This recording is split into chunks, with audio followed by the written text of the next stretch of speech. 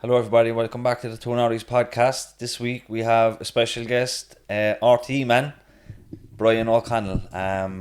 Brian is in recovery himself and he's kindly agreed to share his experience. He's wrote a very popular book, a memoir, and we link that in the description. But I'll let you take it away, Brian. For the people that have no idea who you are, do you want to tell us about who you are, where you're from? I grew up in County Clare actually, and I'm 44, so I've been living in Cork about 27 years, here since I was 17, 18. I came here to college to study English and History in UCC when I was 18 and never left. It was never the plan, really, just one of those things that happened. And You're the second Clare person to come to Cork that didn't leave, that was on the podcast. Who's that? Who's Dr. Sharon Lambert. Oh, is she from Clare? She is, Funny enough. yeah. And there's a neighbour of mine at the moment, Doireann Grifa, who just won Book of the Year, who's from Clare as well and living here. Very Anyway, good. so the Clare people are slowly taking over Cork. You like the party scene in Cork. It's the weather. It's the weather. We all came here for Sir Henry's. So I've been working as a journalist for about 20 odd years, working with RTE about 10. And I work on a show called Today with Claire Byrne. It used to be Today with Sean O'Rourke. So I'm a radio reporter, basically.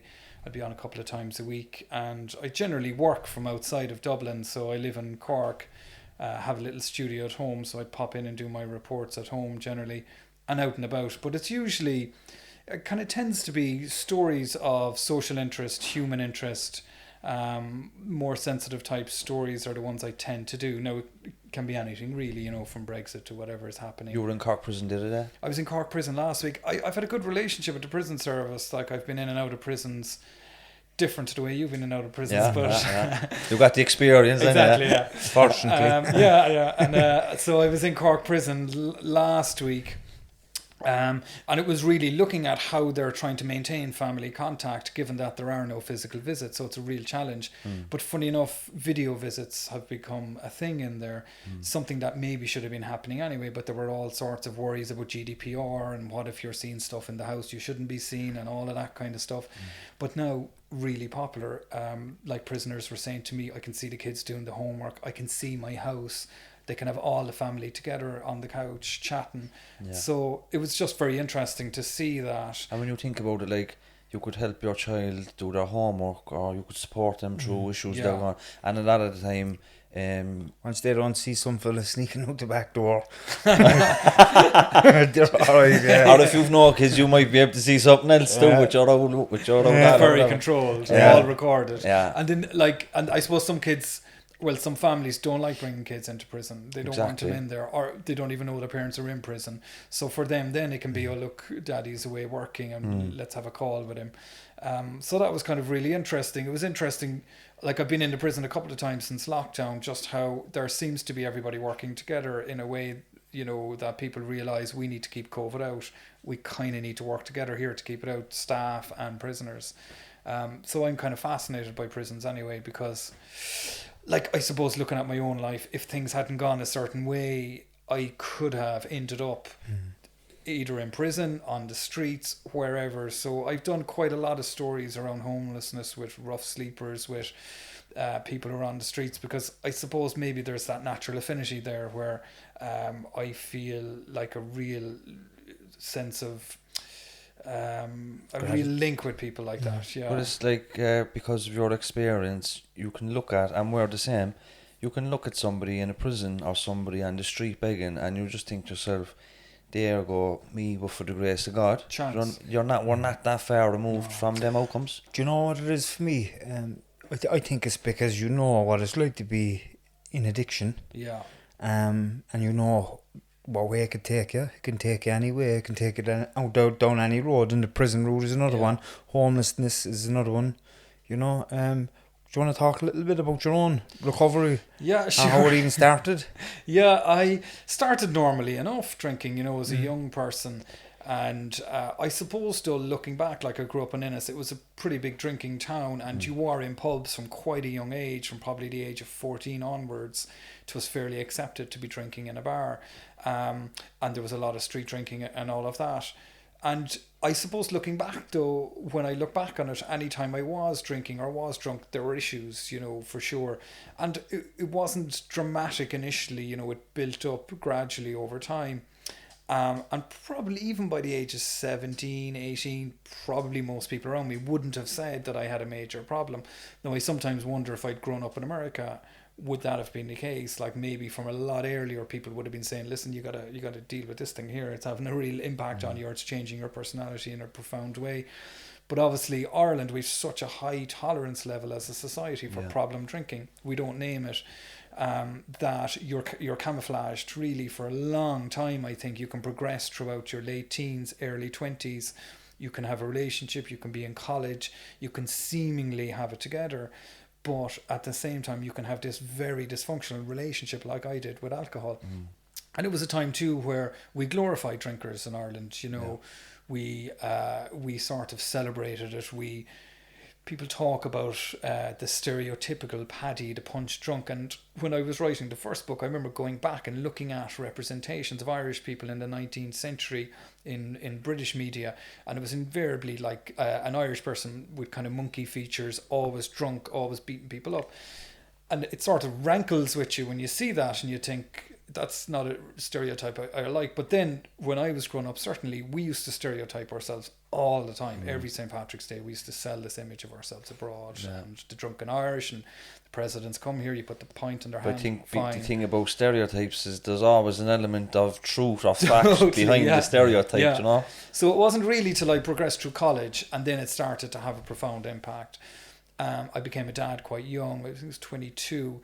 Didn't deal with that quite well probably, and the drinking accelerated, and it got to a point then where it was definitely, I suppose, a regular binge drinker is how I'd probably describe it, and I would have realised that it was certainly an issue, not to the extent where I thought I needed to particularly do anything about it, because a lot of the people I was around were having a pretty good time as well, you know. Few things started to happen, like I suppose by my mid-20s I realised, okay, I don't have a house really, or I don't have a place to stay. I was sleeping on a friend's mattress in a friend's house. Job was very sporadic. I'd get a bit of work here and there. Didn't feel good about myself when I got up in the morning and had a look at myself in the mirror. Increasingly felt darker and darker, and felt this isn't the life I should have, and couldn't quite figure out why. And obviously knew that primarily drink, now there were drugs involved as well, but it was primarily drink was the issue. And by the age of 26, 27, I was in a lot of debt. I'd alienated a lot of people, had limited enough interaction with my son at the time. What about your relationship with the mother of your child? At the time it wasn't great when we broke up. But you were throughout, or you broke up? We met when we were quite young, and then we stayed together I think till my son was 3, and then we broke up. And now at the moment, like today, it's fantastic and it's great, and we get on really well. But yeah, definitely, I'd say I was fairly difficult. What was your career like when you left college and the drinking escalated and the relationship breakdown? I've had about 20 careers, but the career initially, I went to college, did English and history, then got this kind of scholarship thing to do Irish land history, which I was fascinated in. Halfway through that, decided I'd be an actor, right? You know, you've never seen me in that, and I was a spectacular disaster, failure as an actor, right? And did a couple of plays in the opera, a few other things. Then what did I do then? I think I got into IT. Everybody was doing computer. I did a C programming course in computers and FOSS, and got a job halfway. I didn't have to finish the course. Now people were coming in just giving people jobs, like, you were into IT, grand, yeah, I can program. I couldn't. Were you quiet? Were you a quiet person? I wasn't really, like, I was always quite outgoing, and I was always that. So I was quiet. If you met me like this now, I wouldn't have had this type of confidence to talk, but I would have when I'd had a few drinks, and I felt that I became myself when I had a few drinks. So it was that thing where, without even realising it, I had come to rely on alcohol, I thought, to bring out my personality, to be emotional, to, you know, engage with sex, like all of those formative things, alcohol was involved, and then it just became more and more of a crutch. So media-wise, I had began in the Irish Examiner, I think, and began in local newspapers. So the media career was building. It was very stop-start. I wouldn't turn up for jobs. I'd turn up drunk. I might go missing for a few days. So that wasn't really happening to the way it should have been. And then really it came to a point where my parents intervened. Like, the family had an intervention. and they asked would I meet them over by St. Finbarr's Hospital one day, and the whole family were there, you know. And by this stage now, I don't think I had been home to a lot, you know. I'd taken money and stuff, and I'd had a lot of debt. Were you able to hide it because your family was in Clare and you were in Cork? Probably a bit more, but it came to a point where there was no hiding it when you owed money, or there was no hiding it when I'd go home and my behaviour was completely erratic, or I'd go missing for a few weeks, you know. Or I suppose they knew that my relationship with my son wasn't great. They knew I probably didn't have a fixed place to live at that time. I'd got a place and I'd been evicted from it because I didn't pay the rent basically after only about 3 weeks. So they intervened. It was like an intervention with a family therapist, I think, over by St. Finbarr's Hospital, which had Arbor House. Yeah. And to be honest, I was kind of glad at that point and was happy enough that they were calling it what it was. They were just saying, this is how your drinking at the moment is affecting all of us individually. And hard to hear, but they asked me then in Arbor House, is it something that you'd like to do something about? Would you come back to us next week? And I came back to them for a couple of weeks. They'd urine test me every week. I think I stayed clean for about 2 out of the 3 weeks or something. Yeah. And at that point then they suggested going to Tabor Lodge to a 28-day program. Like, to be totally honest, for me, I was thinking that's a month now where I don't have to worry about getting a place to stay. I don't have to worry about bills. That sounds all right. Yeah. So I kind of committed to it on that basis, where it might give me a bit of breathing space with, you know, I owed a few quid and it might get people off my back for a while here if I do this. And that was sort of my attitude going in. So a friend, Liam Heffernan, who's an actor who played Blackie Connors in Glenroe, dropped me down to Tabor Lodge. Very good. Great mate of mine, was always there for me when I needed him. You know, always gave me a couch back in the day, and we're still good mates. He's living down in Dingle now. Just became a dad. Congratulations. Yeah, great guy. So Liam dropped me down to Tabor Lodge with my stuff in a plastic bag. And what are you feeling as you're... I was rattled. I was absolutely rattled. I'd managed to stay off it for about a week or two beforehand, which was good, I thought, because it gave me a little bit of a base where I didn't have to come down like to the same extent as many of the people I met. But as I was walking in the door of Tabor Lodge, there was a guy outside, right? And he called me over to the side and he said, what are you in for? And I said, it's mostly drink. And he said, right. And he said, what about the drugs? And I said, I mean, definitely an issue, like, but whatever was going, like. Yeah, but not to the same extent. And he said, do you gamble? I said, well, like every year in the Gold Cup, I'd put a $5 on one horse. He said, don't tell him. I said, what do you mean? And he said, I came in with one addiction. I've 2 now and they're not finished yet. That's how it works, really. Codependency. So I was in there going, Jesus Christ, what else am I going to have to admit to in here, right? So anyway, Tabor Lodge, that started it. And I suppose it started my whole other life then started. And you know, when you were in Tabor Lodge, did you have that? I know part of the program is when the family comes down and you get to hear some home truths and stuff. Did you have that? That was tough, yeah. Yeah, do you want to talk a little bit about that? Well, it was tough because I suppose myself and my dad, and we got on very well, but we wouldn't have the kind of in-depth conversations, I think it's fair to say. Like, I wouldn't be comfortable with it, maybe he wouldn't be comfortable with it. And suddenly then you're having to have conversations which seem very forced, especially for Irish men, I think. You know, we're emotionally a little bit stunted sometimes, back then anyway. Like now I think it's a lot different. I think society has opened up a bit more, but especially back then you didn't tend to talk about these things. And you know, in my extended family there would be issues with alcohol which probably weren't addressed, maybe going back to generations as well, you know. So that was there in the background as a kind of a cloud hanging around. So for me and my family to talk very openly about where I was at, it meant that they had to confront certain things possibly as well. So that's difficult. Like, there's this whole context around in this whole social context. An alcoholic or a drug addict, we don't get them behaviours in a vacuum, and there's a context. There's in a community where we're raised, in a household where we grew up, and all these things contribute to the formation of the person that drinks, you know what I mean? So you can be down in the treatment centre and you can get home truths, but sometimes you can give home truths too. No, I didn't have that in my treatment centre, thank God. But at the same time, she got off light. I know. Timmy did. I was in Tabor Lodge as well. Yeah. I went to the same treatment centre as yourself, and I know it's like the family thing. But for me, being in there, I was completely numb. I didn't know. I hadn't a clue what was going on, you know. And I was listening to all the other people that were in there. I think there was 18 or 20 of us in there at the time. And they were saying, they're all talking about the priest, seeing the priest at the end, because they said, oh, when you go to the priest now, like, it's like you're waiting for this magic wand to be clicked. And I said, what happens? Oh, you start crying.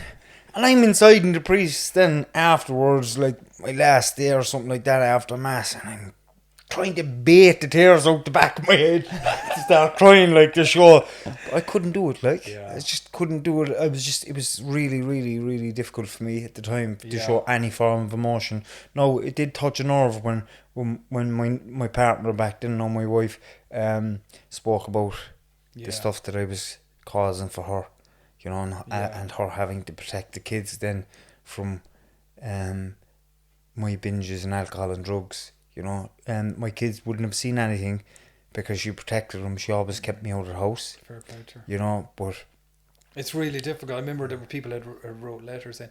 It's difficult as well not to, like, you have to leave that there and not to carry that out with you and to say, come here, what was that letter you wrote there about me? Do you know, I could write a few letters. Like, you know, it's difficult not to take that attitude out of there. Like, there's a saying in recovery, like, resentment is probably the number one relapse, or like, you know, carrying resentment with people will only drag you back into the drink, like, and you have to let go of the resentment and any beefs or arguments or grudges. When you come into recovery and you drop the drink, you have to drop all that too, and just kind of get a bit of positivity into your life, isn't it? It's an amazing process. Like, obviously you're there with 18 people from all strands of life, and you are you're learning as much off each other as you are the counsellors, as you know.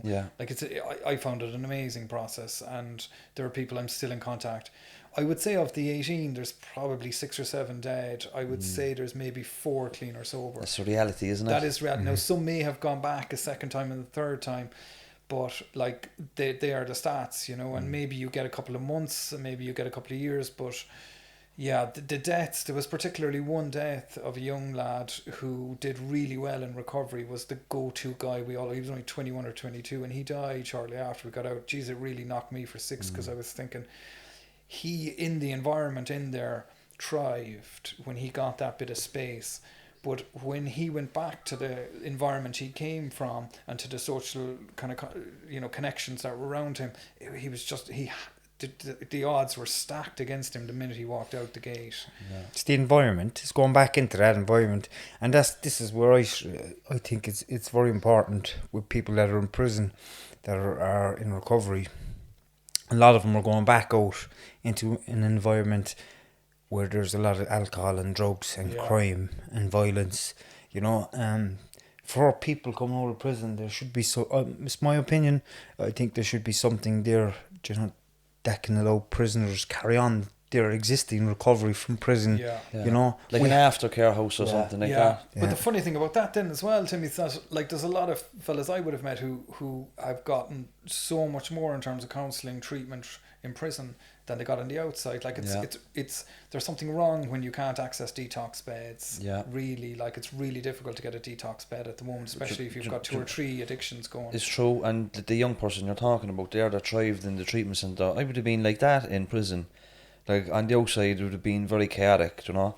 But in prison, I wasn't. I was well behaved, didn't take much drugs, played sport, and went to the school, and, you know, a model type prisoner. Linking with the key workers and do all these things. But when I got out, when I was younger now, 18 to 26, let's say, when I got out, it's like the enormity of the task ahead hits you.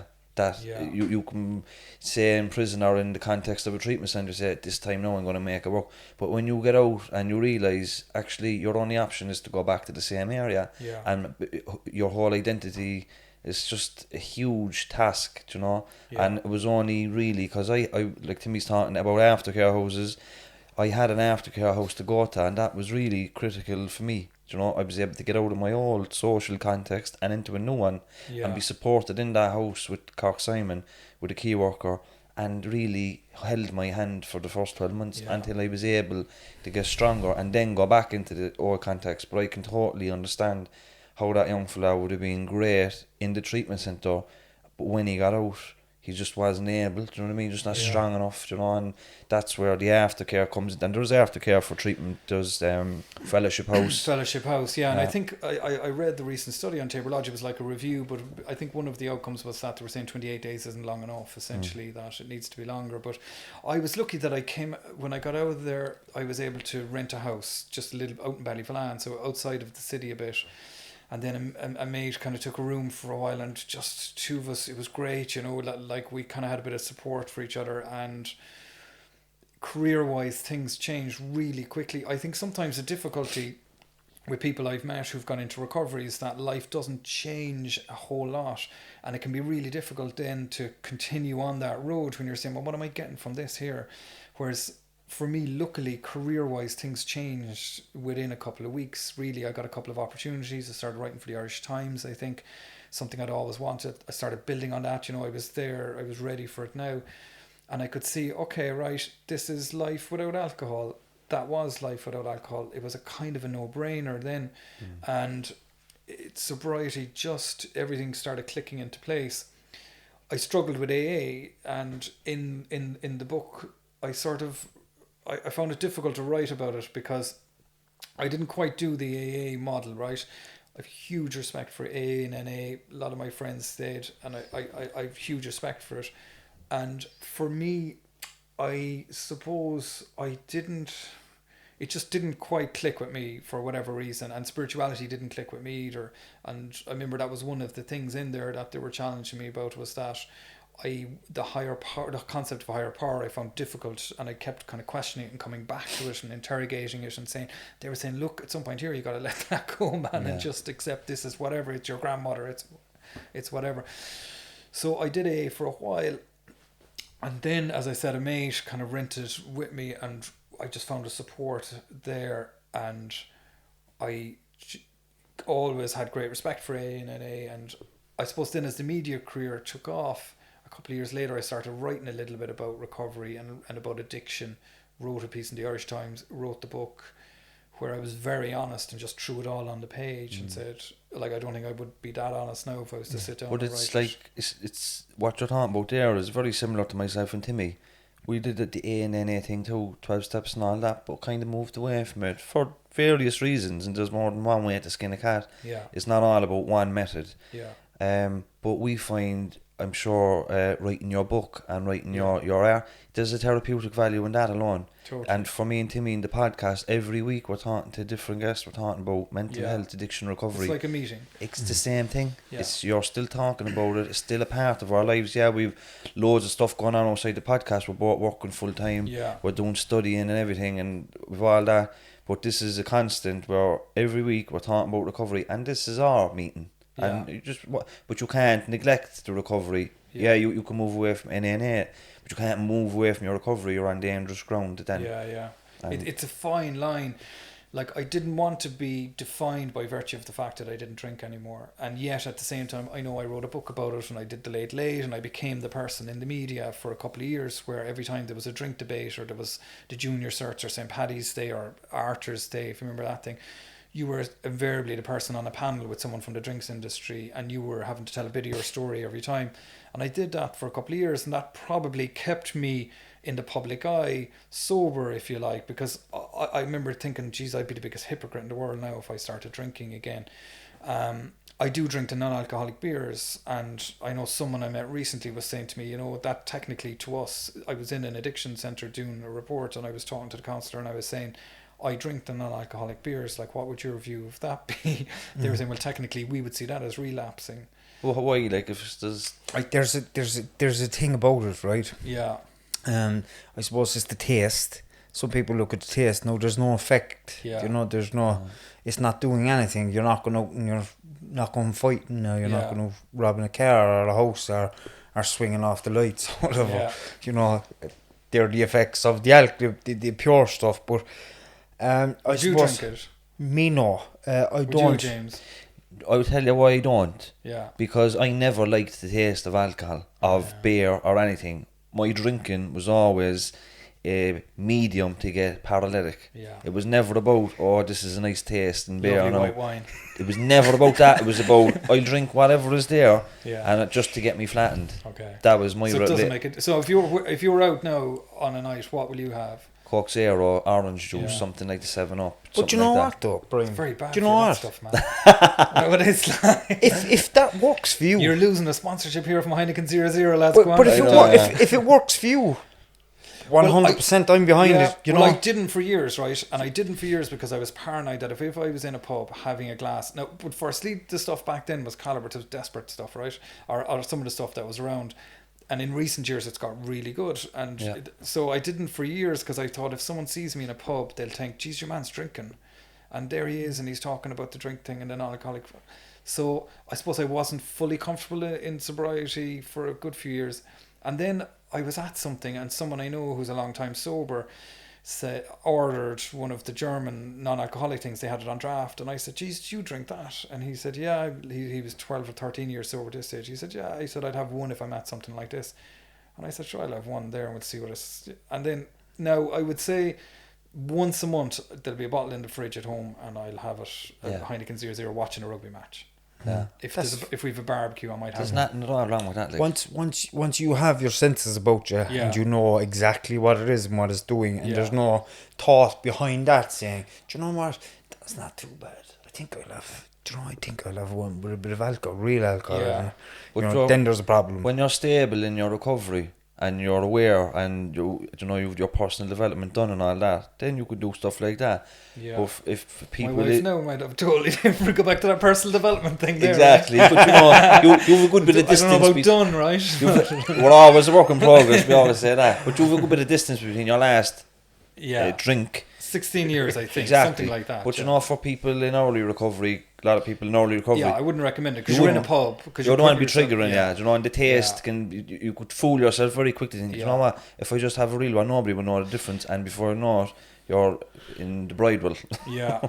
I remember one of the first, the corner house was a bar I used to drink in a lot, and down by Coburg Street, and maybe I'd been in Tabor Lodge, came back out, it was a couple of months, and I went in there one afternoon, and Fergal, the guy who owns corner house, great guy, I went in I was a bit geez, should I be in here, should I not be in here? I was just going in to read the paper, and he put on a fresh pot of coffee and dropped it down in front of me, so that's on the house. He said, good to see you. Fair play to him, and it was that kind of, we didn't have to say anything, Yeah. but he was more or less saying, you're welcome here, because you're not drinking, so, and I wouldn't have gone to pubs that much in the first year, to be fair, and I still know it doesn't bother me really, but I just want to go back to something. They're going back to the A and the NA thing.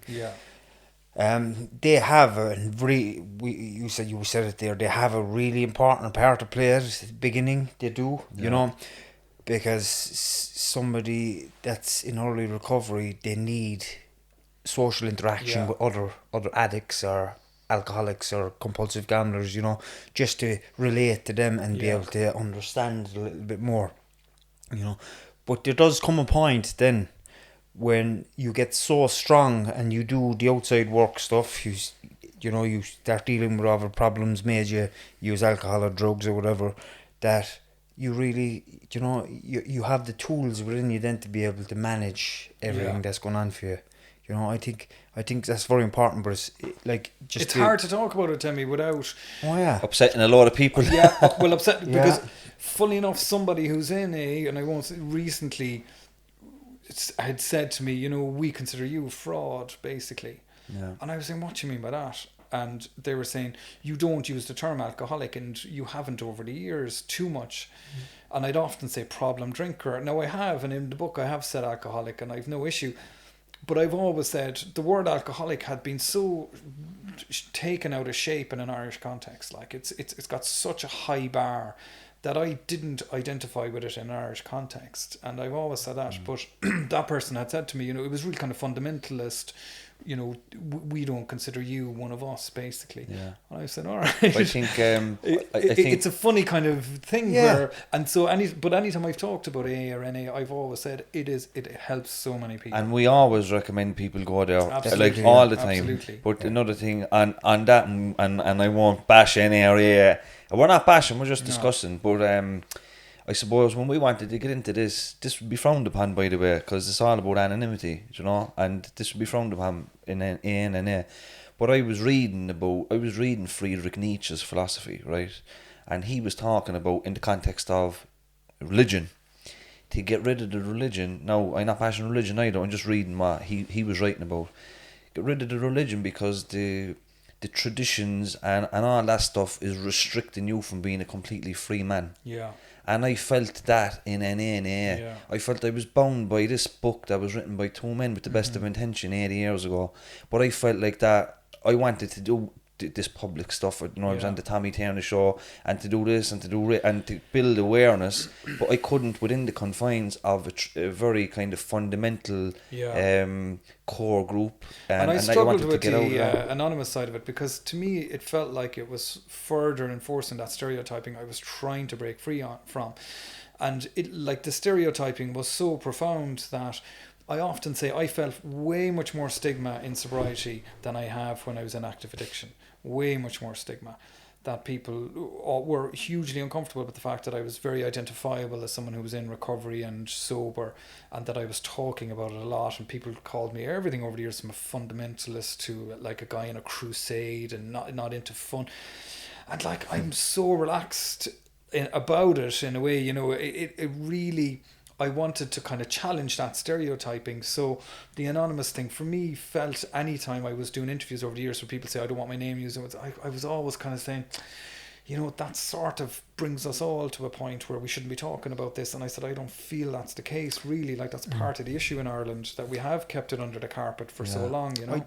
I personally think it needs to be spoken about more. Totally, yeah. Because the more it's spoken about, the more people will come out and say, I have a problem, I need a bit of help. And they'll be able to relate to either me, yourself, or James.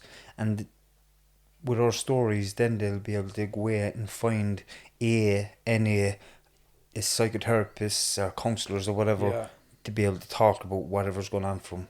You know, I think it's very, very important. For years, nobody spoke about it. You'd only speak about addiction, alcoholism inside an NA or A. But now it's more open. Yeah. You know, they're different times. We're living in a different time. Even after this podcast now, when it goes out, this is Friday, it'll go out Monday.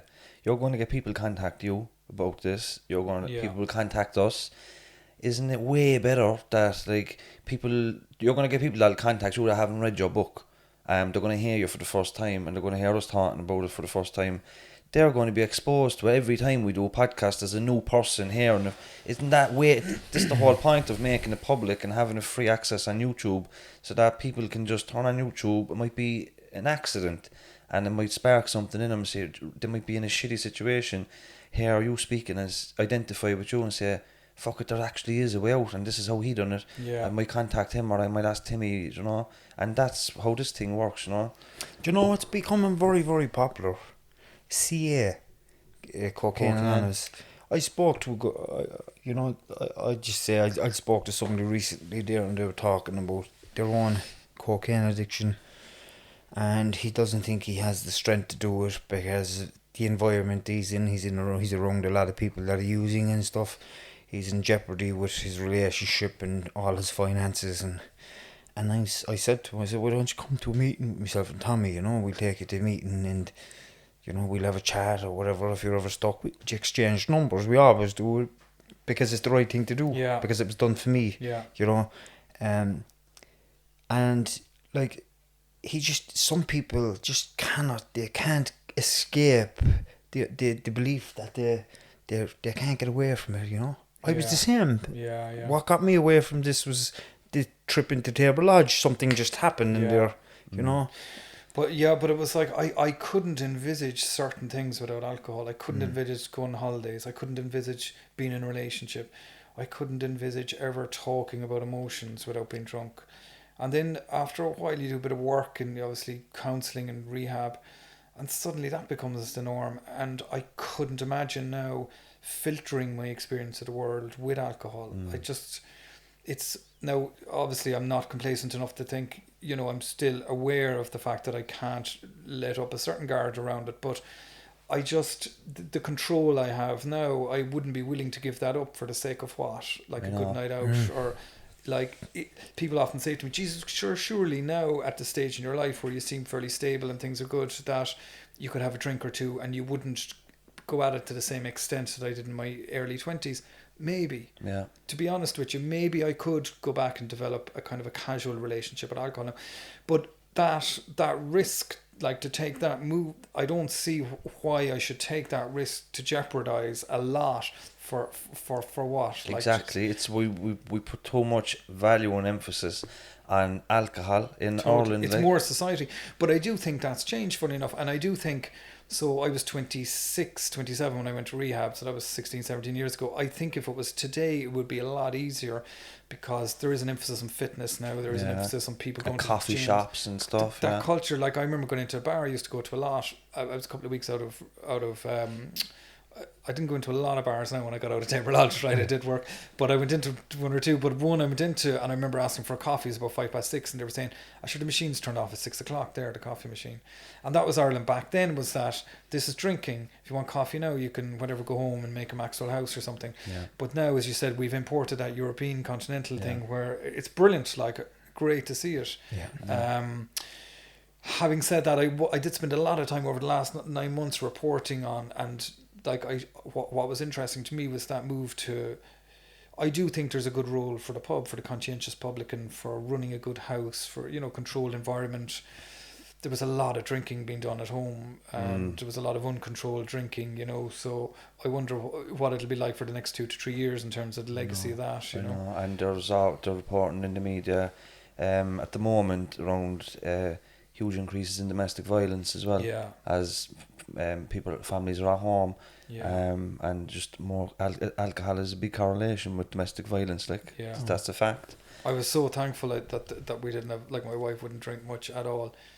I was just so grateful that there wasn't drink in the house for the last 9 months. I mean, however tough it has been, I can imagine what it would have been like. Yeah, and today, no matter how tough it is today you don't have to drink, and that's I'm very grateful for. Like, I found lockdown tough, to be honest. Because the gym would be a big part of my recovery, you know. And when the gym was taken away, I never factored in for gyms to be closed. Do you know what I mean? When I was making my recovery routines, you know. Yeah. My mental health regime, the gym is a big part of it. So, but no matter how hard I got, I didn't have to use. You know, there was other supports I had, including my wife, Timmy, the podcast, and family, and all that. But can I just ask you a little bit about the book, writing your book, and the process, and how was that? Was it re-traumatizing or I have a funny relationship with the book. Like, it's there, and I look at it now sometimes, like I hadn't picked it up in ages, like years maybe, and I picked it off the shelf tonight when I was coming in GE, and I didn't read it. Like, I'm not sure I've ever sat down and read it, because it's almost like that was just this big long counselling session for me. So the first half of the book, it was really about my own story, really honest, really candid. This is what I was thinking, this is where it was at. And then I interviewed a lot of people like Des Bishop and other people I know, John Lahey, the hurler at the time, who I knew had gone through a similar story. And then I explored in the book, well, why is it in Ireland we have this particular relationship? So I went to London, to Kilburn, to where the Irish lads were left living in bedsits. Horrendous scenes, and I interviewed them and I talked to them, and I spent a lot of time with homeless people, I spent a time with morning drinkers. And so the book, I was really, like, when I look at it now, I can see I was trying myself to figure out how did I end up with this problem with alcohol, and then what is the society I've come from. But it's a funny thing, that book, because I was so honest in it and I threw it all on the page, and in a way it's very public, like it's out there, you can never take it back.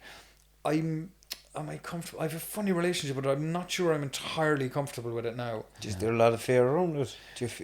Like, I know it's helped a lot of people. Like, people would get in touch with me and say, I give my book to your uncle for Christmas. Tough Christmas. Little surprise, look, it's in your stocking. Does it seem like it's a different person? Totally. It feels like it's a different person, and sometimes I'm sitting here and I'm thinking, I can't believe I was so honest, and I can't believe I was so upfront, And this was a time before, people like yourselves or Brezzy or people were really open about things. And I was really, you were sort of on your own a little bit for a couple of years, where I just The funny thing with the book, I don't know what it is. Maybe I just haven't made peace with that book yet, and maybe the book to me is a part of that time in my life where I don't recognize it. It's all like I read a bit of it on the way in tonight, and I was saying, Jesus, I can't remember writing that. It's almost like I'm writing someone else's book or reading it. You know. Can you imagine the amount of people that are after getting help from it though? Yeah, and that is brilliant. And that you might never know about. Like. Yeah, people have said it to me, and people have emailed me saying, I think you can buy it as an ebook now. I think it mightn't be in. It's about like 10 or 11 years old. I'm not sure if you can buy What's it. What's the name of it again? Wasted. Yeah, we'll link it in the description here. Yeah, as well. I think you can get it as an ebook or something. But yeah, so that was that book. Like I think it was important for me to bookend that story and to say, right, this is it. I was sick of kind of being at weddings and people saying, you're not drinking, why you're not drinking? And I was sick of the kind of, you know, the whispering around it. And I thought, you know what, I'm going to take ownership of my story, of this story, and I'm going to use it to kind of explore a little bit. And I've continued that on. Like a good friend of mine died from suicide about just over a couple of years ago. And I made a kind of program about suicide and about grief. Basically, I made a program about, you know, just about how do we process grief. So I've always done that. Like, I suppose I would talk to an audience or talk to program more than I might talk to people who I'm around every day. You know, that's the irony. You know, when I was going on the Tommy Tiernan show, they asked me in 2018, I declined just because too soon to give your story. It's not just your story; it's your family's story and your community's story. When they came back the following year, I had to confer with people. Did you have to go to your family when you were writing the book? Were they okay with it? I think they came up to the late and they sat in the audience, you know. And the late is obviously a nerve-wracking experience, and you probably found it with Tommy that. I remember, like, I launched the book that evening in Cork, got a flight up to Dublin, so there was flights to Dublin, so got a flight up, just got in there in time, and this is 11 years ago maybe, so I hadn't done as much media broadcast as I have now. And I was really nervous. I hadn't slept for 2 nights, and I was just thinking, this is very public. I don't know, should I be talking about this? And okay, the book was out, but and I was in the green room, really nervous, and I was queuing up for a cup of tea, and Daniel O'Donnell was on the same night, right? And Don Logue, it was the night Don Logue kind of came out as well, so there was a lot going on, right? Yeah. And Don Logue was great. We had a great chat, and Daniel O'Donnell. I actually remember that because that was huge at the time. Yeah. I was at the end of the show. No one remembers me, right? And Daniel O'Donnell was on, and he was queuing up for a tea in front of me, and I was a nervous wreck. I really was. I was thinking, geez, what am I doing here? Like, I don't want to go on. And he was getting a cup of tea, and his hand was shaking in his saucer. And I said, geez, I'm a nervous wreck, Daniel. He said, I'm the same. I said, you've done this show like how many times, you know? He said, it doesn't matter. It's late. It doesn't matter how many times you do it, right? So that set me off completely. I was going, oh, Jesus Christ. So went on and did the late. And the funny thing then, about a week or two later, my mum... So we did late, and it was fine. It was a short enough segment. I was on with Chris Luke, who's a brilliant emergency doctor in Cork, who's over the CH. Oh, yeah, he helped me when I done my ligaments in my ankle. Great guy, yeah. And he's a big interest in addiction, and he's a big interest in nightclub culture and stuff. So Chris was on with me, I think. And about 2 weeks later, my mum went walking for her friend, with one of her friends who she goes walking with every week. And my mum had said to me after... you know, Margaret saw you on the late, and God, she was shocked. And my mum would have walked with Margaret, like, this is 2 or 3 years after I'd come out of rehab, 4 years maybe, and they'd never talked about it. My mum had never said it. So it was then it kind of hit me that, Jesus, not everybody is as open as I am about this, and even in my own family. And maybe I should have thought a bit more about that, because for them they were probably reliving it a little bit, and I'm not sure how much they would have told extended family and friends. And even though I was open about it, but I suppose you sort of have to push beyond that stuff, really, don't you? It's a big thing to do, really, to come out publicly like that. You know, even when we started the podcast and I talked about my own story at the beginning, you know, I had to really watch myself for 2 weeks because I didn't know what kind of feedback was going to come because of my history in crime and violence and stuff like that.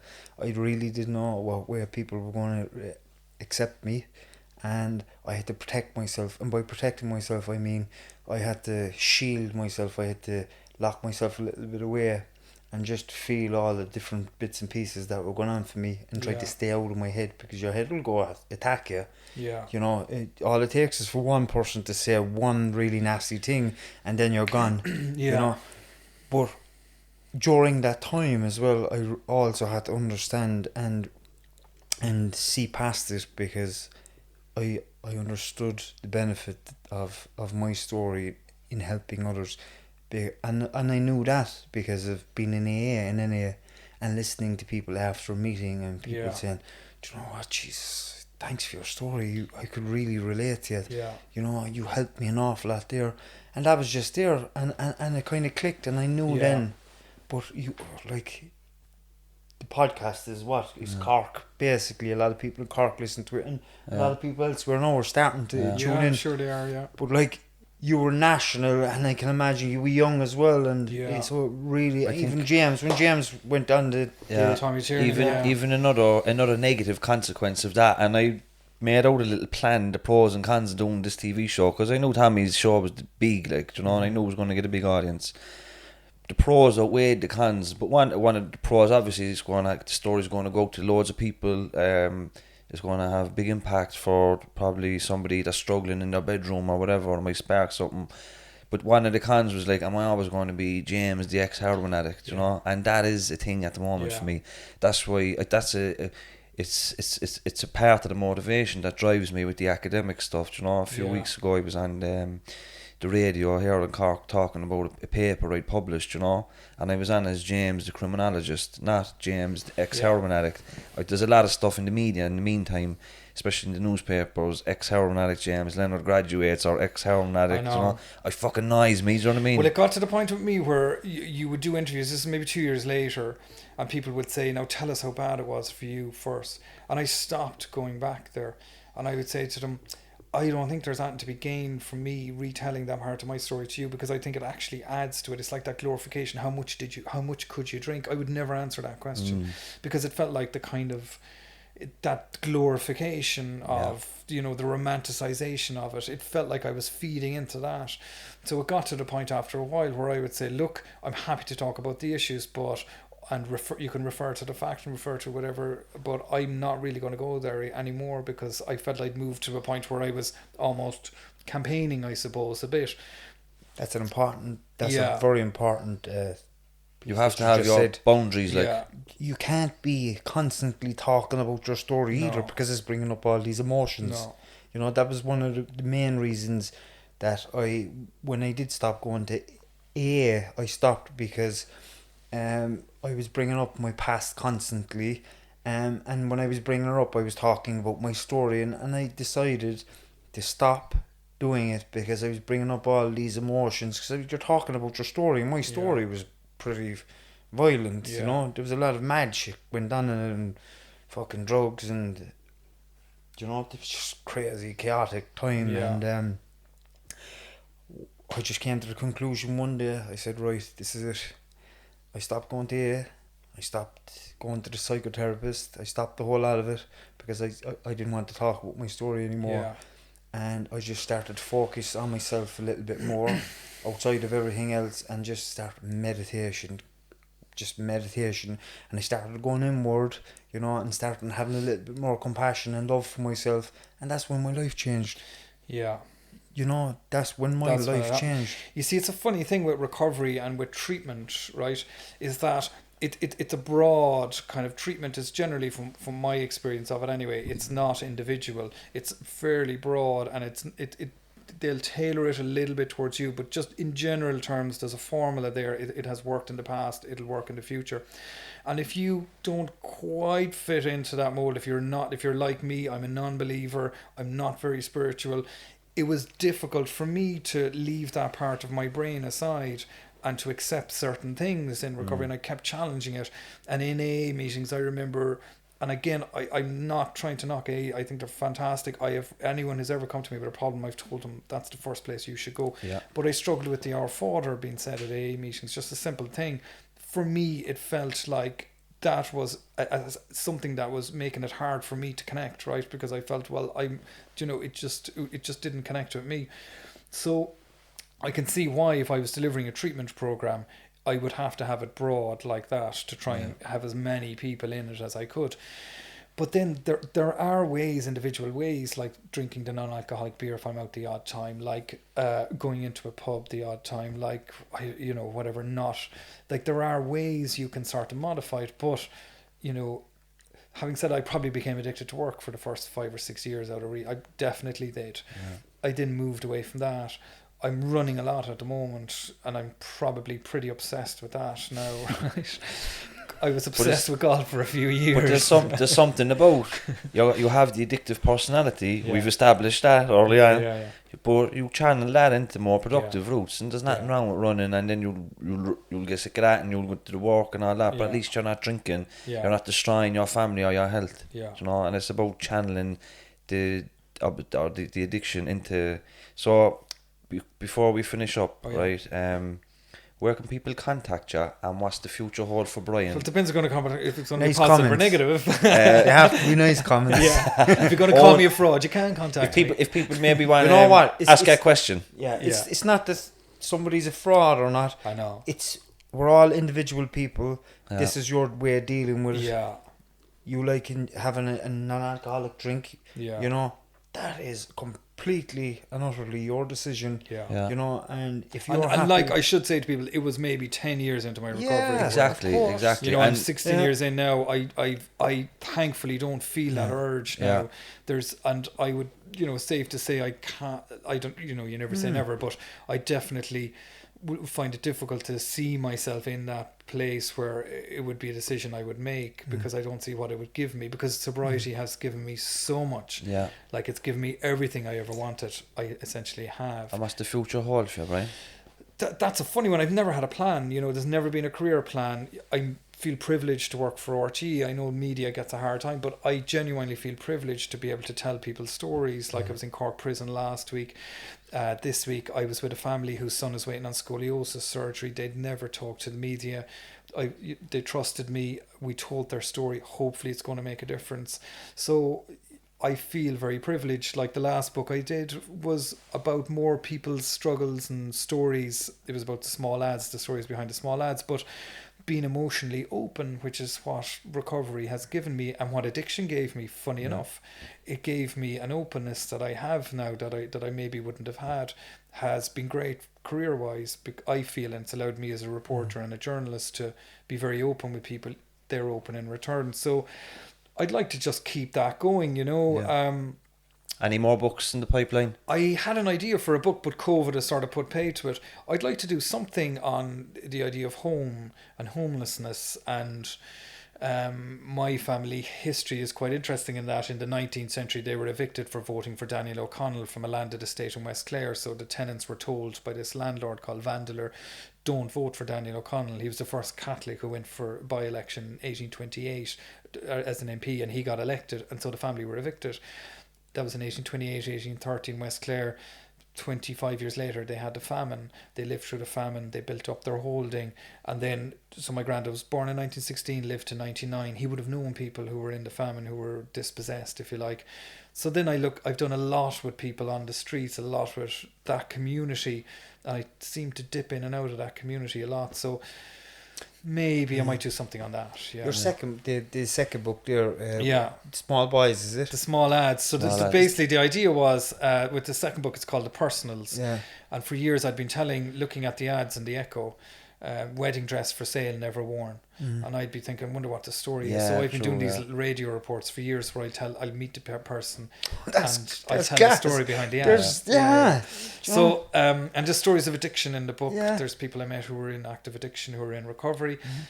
So I just picked a whole cross-section of ads and told the stories. Yeah, so that was the book last year. So it was great, That sounds very interesting, people's stories. But you stick it in an ideal Christmas stocking filler, I was at a conference a couple of years ago in UCC, Dr. Gabor Mate, he's a trauma specialist, but he was giving us the stories behind the obituaries. Brilliant. And he says, I can tell you a lot about a person based on their obituary. Yeah.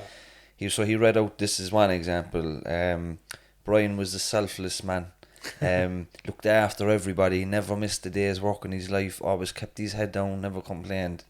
And then he would say, Brian neglected himself at the benefit of others. Brian never put himself first. And Brian died a young man because Brian neglected himself. Brilliant. And there was loads of them. Amazing. But it was amazing. Like, you can't neglect yourself, you know? Yeah. Talking about Gabor Mate, he's actually doing an online class as well in January. If anybody knows him and they're looking to listen, I have one or two of his books, and James is after reading them. But he was that guy in Canada there. Worked in what was it, a halfway house? And he started. His family were Jews. I think he came through Hungry, different hungry. But his story alone is mind blowing. Mm. But his work with addicts is. Yeah, it's great. Brilliant. It really understands it. Like. I find it interesting now as well. So I doing a lot of running, and when races were on, I'd be at the start line of a race, and I'd look around, and it was like half the back barons are Henry's in about 1996. And so I'd be recognising all these faces going, so we're all there on a Saturday morning, like, you know, chasing this natural high now, like running races. Like, you know, I'm going to really do this 5K, I can't wait for it, I'm going to be high on, you know, it's like... So it's funny that you look for positive things to replace it. Exactly. But your life now seems to be doing something good for you, because you look very, very healthy. And you seem very happy. You're there's a great energy off you. You seem content and in you're yourself. glowing, I think it takes, like, you know, you're 44 now. And I think, like I said, I haven't talked about recovery or about addiction in quite a while. So it's really good to be able to do it, because not that I lose touch with it, but it is really good to remind yourself this is where you were at, and like I said, the outcomes aren't great, you know, the stats aren't great. I feel blessed and lucky that I came through that and managed somehow to stay sober at a young age as well. To get it at a young age. Well, I remember a funny thing that maybe 9 months or a year, and I'll leave you with this. After I came out of Tabor Lodge, I was in a bar one night, right? I know I was in a lot of bars. I wasn't, but whatever. And I can see my counsellors now from back in the day are looking at this going, Jesus Christ, it didn't work. And I was chatting to this girl, and I thought we were getting on great. Like, I thought this was going great. I was drinking Ballygowns with a dash of lime at the time. It was like Friday night. You're a rebel. Friday night. The weekend is here. And so we were chatting away, like, you know, getting on great. And towards the end of the night, she turned to me and said, geez, I'd say you were great crack when you were drinking. And it was a weird comment, like, because I thought, geez, that is a comment you would not hear in in continental Europe, for example. It was almost like, and I thought we'd been having good crack, like, I was like, well, what do you mean? Like, am I not having good crack now? I know. So it's that Irish thing that you couldn't be a kind of fully participant in a social setting unless you were having a few drinks, you know. And that was the hardest thing to adapt to. And then after a while, you just have to kind of riff off that and think, right, okay, whatever. I actually don't like social settings where there's alcohol. Like, I don't mind going to 21st or a wedding or whatever. There's a cut-off point. Once people start getting drunk or tipsy even, I get very anxious because people change, you know. They do, and I can have a conversation like this now, but after 2 pints, you're not the same person. I am, but you're not, and I've no tolerance for the bullshit, you know, because a lot of the talking and the alcohol is bullshit like this. But I do think it's changed. Like, I do think it's easier to be a young person now, 2021, and to say, I'm going out tonight, and I'm not going to drink tonight, lads. I'm going to the gym in the morning, I've got stuff on, I'm on a program, whatever. And that wasn't there. Like, I would say it's still difficult to identify you have a problem for sure, but I think it's easier to be sober.